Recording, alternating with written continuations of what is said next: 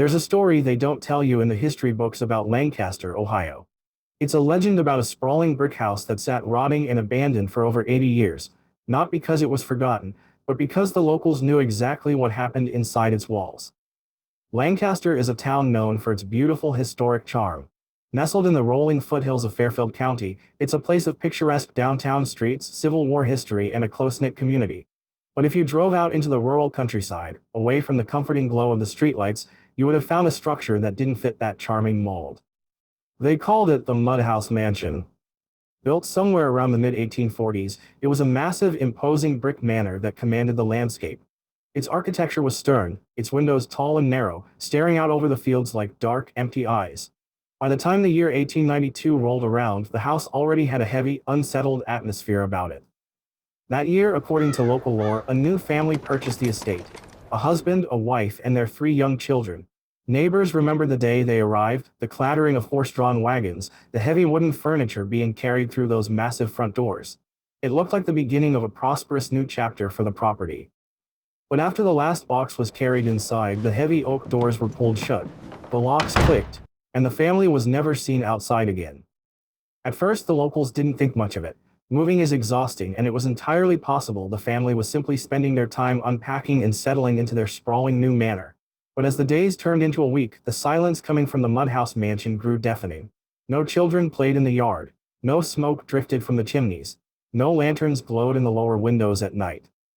Then, a neighbor walking along the property line noticed something. Up on the second floor in one of those tall, narrow windows stood the mother. She was dressed in a long, flowing white nightgown. The neighbor waved, offering a friendly, neighborly greeting. The woman in the window didn't wave back. She didn't acknowledge the neighbor at all. She simply stared straight ahead, her gaze fixed on the empty fields, completely unmoving. The neighbor brushed it off as odd and went home.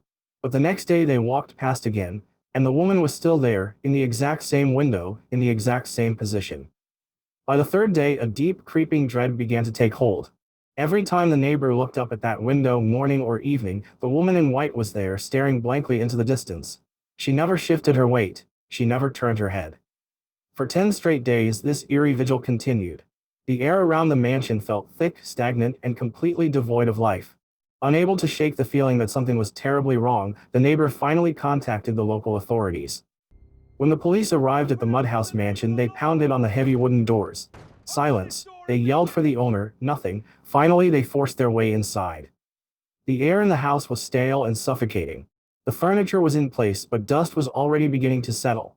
The officers slowly made their way up the grand, curving staircase to the second floor, their boots echoing ominously on the hardwood.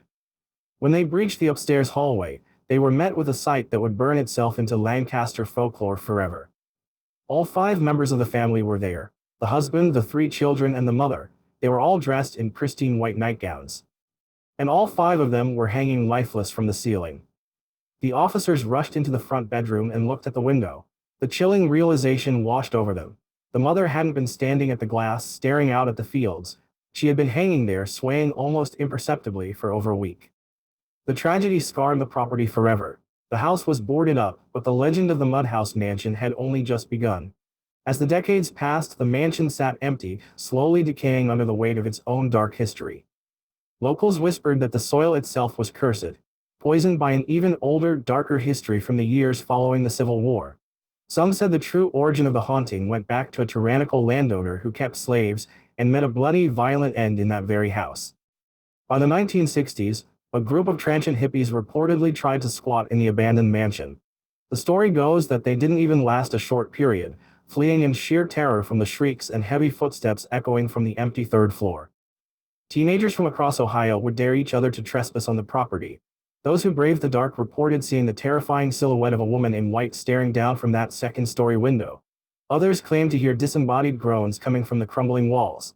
The legend grew so massive that some children in town even claimed the Mudhouse mansion was the true, original home of Bloody Mary. For over 80 years, the house sat abandoned, fiercely guarded by the property owners who were exhausted by the relentless trespassers. Finally, on September 21, 2015, demolition crews arrived. The heavy machinery tore into the bricks, ripping the legendary Mudhouse mansion to the ground. The house is gone, but the land remains. And if you stand near those fields on a quiet night, people say you can still feel the heavy, suffocating silence of the year 1892. Places like this with stories like this are what give Lancaster and Fairfield County their incredibly deep, complex character. The Mudhouse mansion might be gone, but the history of this area is written into the very ground we walk on. Every home here has a history. Every street, every acre has a story that has been passed down through generations. It's what makes Central Ohio so fascinating. Whether it's a century-old brick farmhouse holding its own quiet secrets or a brand new build where you are the very first to make history, the homes in this area are filled with soul. Knowing the legends, the history, and the fabric of the community is just as important as knowing the square footage. If you're thinking of moving here or just want to see what's currently on the market, don't rely on stories. Get the real data. Head over to LonnieEstep.com to see the latest home listings across all the cities I cover. And grab my free city guide so you know exactly what it's like to live here. That's LonnieEstep.com. See you there.